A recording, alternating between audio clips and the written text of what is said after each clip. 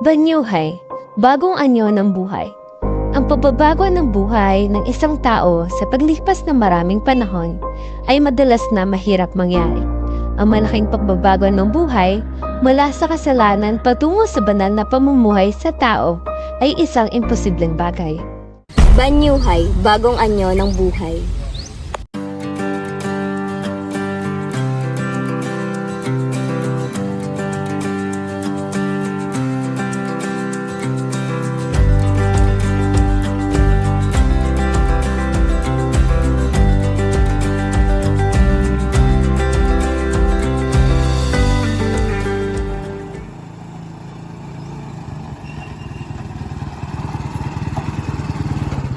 Nandito po tayo ngayon sa San Andres, Baco.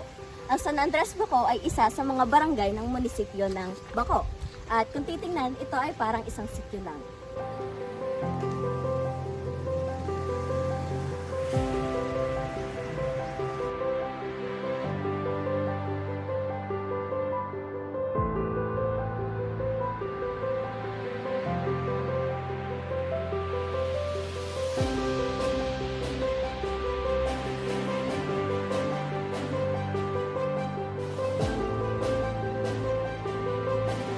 Kilala ang San Andres sa mga likas yaman tulad ng sihi, lukan, at ng sasa na siyang ginagamit sa paggawa ng pawid. Ngayon naman ay nandito tayo sa lugar kung saan ito ang pinakasentro ng San Andres Baco. Nandito ang kailang barangay hall, ang kailang gymnasium, at maging ang San Andres Primary School. Ngayon ay nandito tayo sa looban kung saan maraming mga nakatira dito. Dito natin makita ang kanilang mga hanap buhay at kanilang mga pinagkakakitaan kagaya ng pangingisda, pananasa at pagtatahi ng pawid.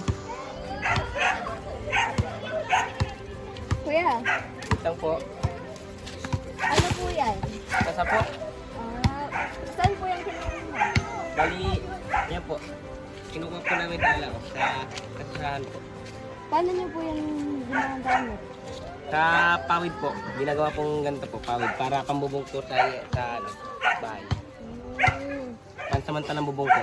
So magkano po ang kinikita niyo po sa pagkuha ng mga ganyan? Ano po ang tawag din yun? Big kiss po. Big kiss. Opo. Magkano po ang isang big kiss? 10 po isang big kiss. So bali yan po yung pinagkakakitaan ng mga tao dito. Opo. Isa din sa mga pinagkakakitaan ng mga taga San Andres ay ang pangingisda. Ngunit sa aking pagpunta sa dagat, ay ito ang tumambad sa akin. Nandito po tayo ngayon sa Old Baco na sakop pa rin ng San Andres. At kung makikita nyo, nandito dati nakatayo yung mga paaralan at ilang sa mga tirahan. Kita natin, nasa likuran ko yung dati nilang flagpole at ilang mga pirasong ng bahay na natira nung nagkaroon ng tsunami. At atin mo nang tanongin yung mga ilang sa mga kabataan na nanitirahan din dito sa San Andres. Magandang araw mga bata, anong pangalan nyo? Ako po si Eunice. Saan po kayo dito pa kayo nakatira? Opo, sa San Andres po. Anong mga naririnig yung kwento o history na tungkol sa San Andres? Ayon po sa amin mga lola, ito daw po ang dating bayan ng Baco. Opo, dahil yung pong pulong yon ay dati napupunta pa po dati. Ay, may alam po akong alamat tungkol dito. Sabi po ay may matanda pong humihingi ng tulong tapos hindi pinagbigyan. Kaya ayun, sinumpa niya ito. Sabi niya, balang araw dadagsa ang tubig sa inyo. Kaya nagka-tsunami, marami pong namatay. Sa kabila ng mga magagandang tanawing ating nakikinita, ay may mga nakatago sa likuran ng kahapon. Bakas sa lugar na ito, ang dating sentro ng pamilihan at paaralan. Ngayon dagat na ang nananahan.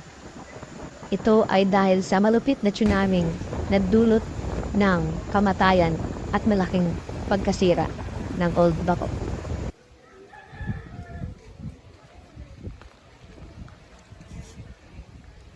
Ngayon naman, naipuntahan natin ang ilan sa mga survivor ng tsunami noong 1994.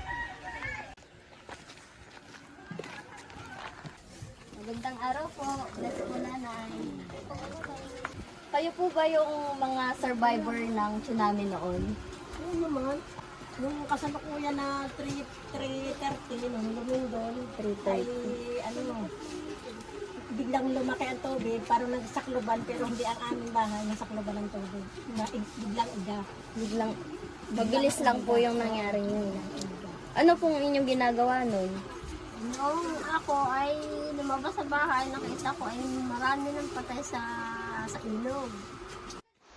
Naglibot-libot pa kami at amin narating ang bahay ni Nanay Sita na isa ring survivor ng tsunami. Hapon po.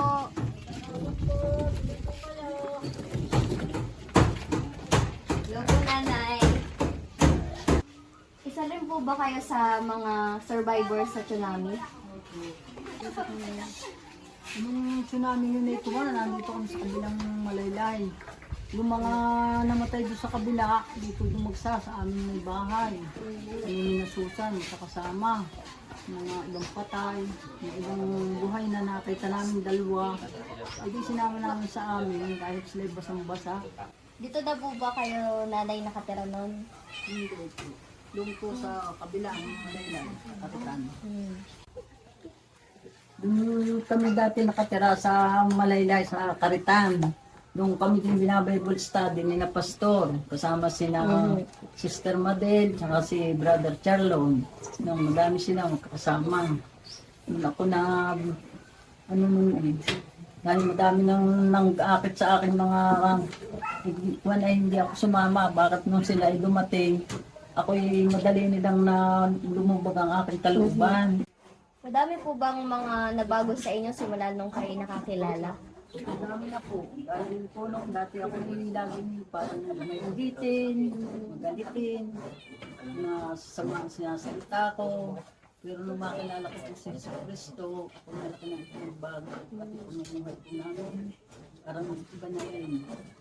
Kaya ako po ay talaga naniniwalang may nandyan na po ang ating mahal na po ang si Jesus Cristo para tumulong sa atin. Action. Paano niyo po nakilala sila Pastor Leo? Bakit kaya naman ang nagbahay-bahay ko, pwede daw sila tanggapin. Sabi namin ako, Nagsimula po sila sa bahay-bahay. bahay. Tapos po, Pwede daw natanggap sila ang tapos mo po. Di tinakat namin. Tapos ano pong mga ginagawa nila, Pastor? Nagbabaybo, nagbubas na din tayo kay San Marikinig, kapay opo. Sabi namin sa pastor. Sa kabila ng karimari-marim at kadilimang nangyari sa lugar ng San Andres Bao, merong liwanag na dumating, ang liwanag ng Ebanghelyo ni Kristo na ipinangaral ng mga lingkod ng Panginoon. At kung may nakakaalaman ng mga detalye ng mga unang gawain at pangangarot sa San Andres Bao, ito ay walang iba kundi si Pastor Leo. How HGBC San Andres start? The Lord impressed in my heart to start a ministry in San Andres. Number 1, because it is the home barangay of my daughter-in-law. I want to reach out her family and relatives. Second, last 1994, San Andres experienced tsunami. A lot of people were victims. Some become orphans and homeless. Some become fatherless and motherless because of that calamity. Praise God for the survivors. That's the reason we want to share the gospel of salvation to them. We don't know what tomorrow may come. They need the Lord Jesus Christ in their life. Praise God, some of them are saved and become members of the Lord's Church there. It is our prayer that more people of San Andres may accept the Lord Jesus Christ as their Savior. Praise God to the Amuin family who allow us to build chapel in their property. That's a labor of love. I know the Lord will bless them in return because it is the Lord's work and everything we have is belong to the Lord. We are just steward. To all HGBC San Andres family, let us continue to fear God, follow Him always, and be faithful or loyal to God, to the church, and also to your pastor. 1 Corinthians 15:58. Happy anniversary HGBC San Andres family. also HGBC Main. At isa sa mga nakakasama ni Pastor Leo sa mga outreach noon ay si Sister Madel at ating papakinggan ang kanya pong testimony. Magandang araw po sa ating lahat. Ako po ay masayang bumabati ng happy 3rd anniversary dito sa ating mission sa San Andres Baco. Ako po ay natutuwa ang aking puso dahil kumbaga napapatunayan ko po, na sasaksihan ko na totoo po ang Diyos sa kanyang sinasabi sa kanyang salita, na hindi po babalik na walang kabuluhan ang pagbabahagi po ng kanyang salita. Dahil naalala ko way back 2014 nung nagsimula po kaming sumama sa outreach dyan, nagsimula ang Pastor Leo na mag-outreach, at ngayon po ay 2024, so 10 years ago. At ganito po na meron na pong anniversary na ginaganap. Salamat po sa Panginoon doon sa nangyari na dahil sa pagpapatuloy ng ministry po ng outreach dyan sa San Andres, ay ito na po tayo ngayon. Kumbaga sinasabi nila na malayo pa pero may narating na, may malayo na. So yun po, ako po ay dalaga pa nung nagsimula kami mag-outreach, at almost 2 years din po kami yung dire-diretso po ako nakakasama sa outreach, hanggang sa ako po ay naging 8 months, nung nag-asawa, naging 8 months na yung nabuntis ako. Kaya dun po tumigil na ako ng pagsama sa outreach. So, pero every now and then kasama po sa panalangin ko na makapagpatuloy ang nasimulan po. At yan nga, ang mga natuturuan po namin noon ay tanda ko po kina Nanay Sita, sina Aliyah, as kapitbahay nila sina Almina, sina Hannah Kim, sina Jess Smart. So yun po yung mga unang estudyante, at yan na ngayon ay mga baptized na lahat. Pati po ang Rivera family, so halos lahat sila ay nakakilala sa Panginoon at sumunod po sa tubig ng bautismo. Maalala ko po ay nasa 3 pamilya po yung aming nababahaginan dati. So yun po, salamat sa Panginoon dahil nakita ko na nagbabago po siya ng buhay, na wala pong imposible sa Panginoon. Kaya tayo po ay huwag po manghihimagod. Sabi nga po sa kanyang salita, huwag tayong mga pagod sa paggawa ng mabuti, sapagkat sa kapanahonan ay magsisipag-ani tayo kung tayo ay hindi manghihimagod. So, dahil ang Diyos po, tayo po ang tungkulin natin is magpatuloy lang. Kasi ang Diyos po ang nagpapalago, ang Diyos ang nagbabago ng buhay. At ngayon nga, ang ating team ay to increase more and more in the work of the Lord. So, sana po ay patuloy tayong magpatuloy sa gawain po ng Panginoon. Yung mga nag-outreach dyan, ipagpatuloy nyo lang kasi kumbaga magbubunga yan sa kanyang kapanahunan. Again, happy anniversary po. Happy 3rd anniversary sa San Andres Mission sa Baco. Salamat po. Sa pagdating ng mabuting balita ng Ebanghelyo ng Panginoong Jesucristo sa lugar ng San Andres, maraming mga tao ang nakakilala sa Panginoon. Maraming buhay ang nabago.